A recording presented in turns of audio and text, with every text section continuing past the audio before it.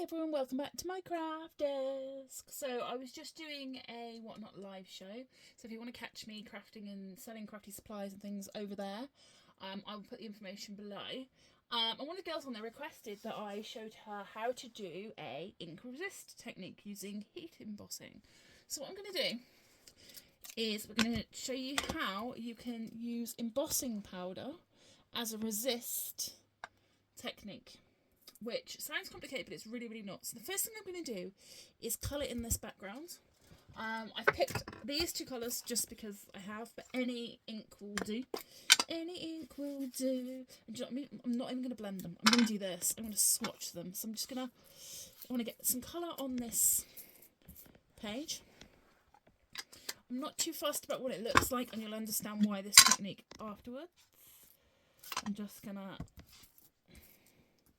squidge the blue on, and what we're trying to do is get as much of the, I just realised my phone is on the screen, as much of this covered ink colours as possible. I've got finger marks in it, don't really mind. Just gonna blend some of this together, nice simple purples, and that's fine. That's what we're gonna see once the technique is finished. This, by the look of it, I've just picked up, is a coated cardstock, which is fine. You just need to be careful. You're going to get fingerprints and things in it. So I'm just going to quickly dry this with my heat gun.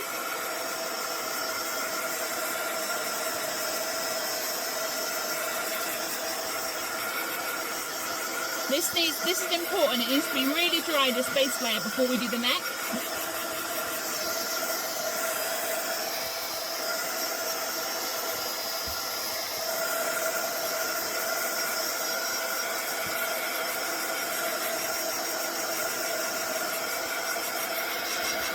Because we're going to use embossing powder. We don't want the embossing powder to stick to the wet ink. So that's going to be nice and dry. I'm going to be using this butterfly as our resist image, but any stamp you can use. I'm just using this one because I picked it up. I'm using Versafine, which is a clear embossing ink. It is disgusting, but it's sticky. And what I'm doing is making sure that my stamp is nice and thoroughly coated with this sticky embossing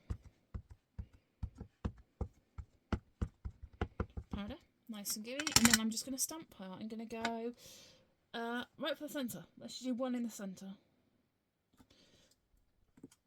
This is going to be hard to see on camera because this ink stamp's clear, so you're not going to be able to really see much, and you're not going to be really able to see much of most of these two steps because we're working in clear. It's clear ink. You can do this with any stamping ink. It doesn't need to be a clear ink. And you get a similar result, but because I want the colour to come through, the clear ink is better. And then going to add clear gloss embossing powder, so this is heat embossing powder, over the top of my butterfly. And we're going to give her a good shake. Make sure that she is nice and coated. I'm going to flick off those little extra bits of embossing powder. I don't know if you can make her out on camera, but there she is. There's the embossing powder. There's a little bit there, which is fine, because you won't see that. And it is some off-run. Like if I wanted to be fussy, I could get with a paintbrush and just make sure all those bits of embossing on the outside are gone. But for this technique, I'm not too worried. And then what I'm going to do is put my embossing powder. I'm almost at the end of this embossing powder. Back into its little container. And I'm going to heat emboss the butterfly. So use my heat gun to melt the embossing powder.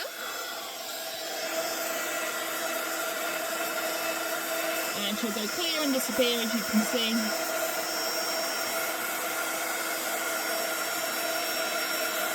There we go. So you can't see her. She's nice and clear. Can you see she's shiny?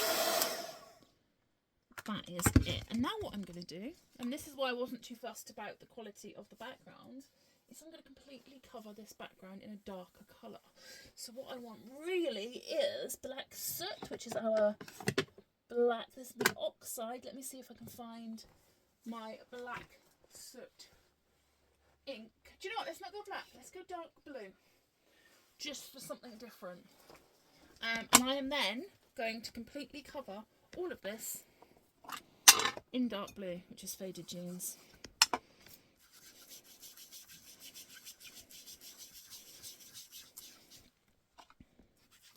So I'm just going to swipe this all the way over. Whoop. Cover the whole thing. Do you know what I'm actually going to do? I'm going to ink swipe it again.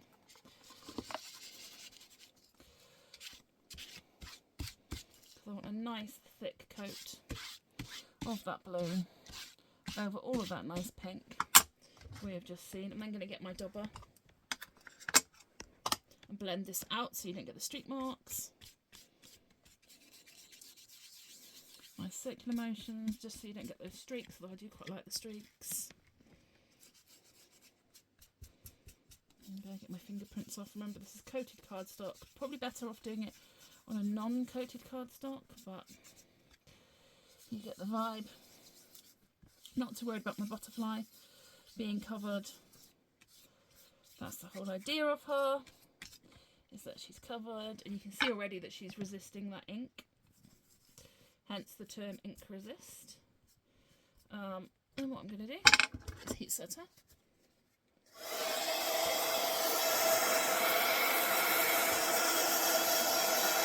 Heat setter dryer, you know what I mean.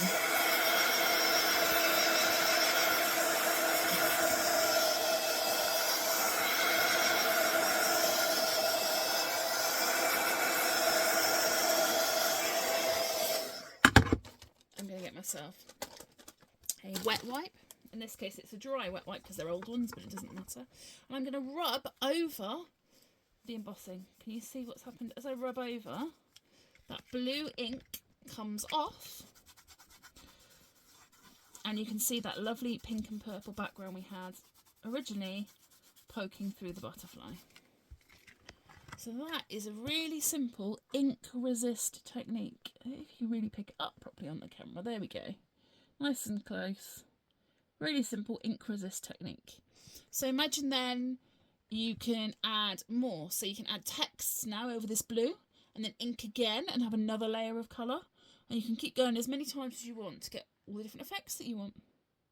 That's a really quick guide of how to do the ink resist embossing powder technique, but it is a fun one to play around with. Thanks, bye!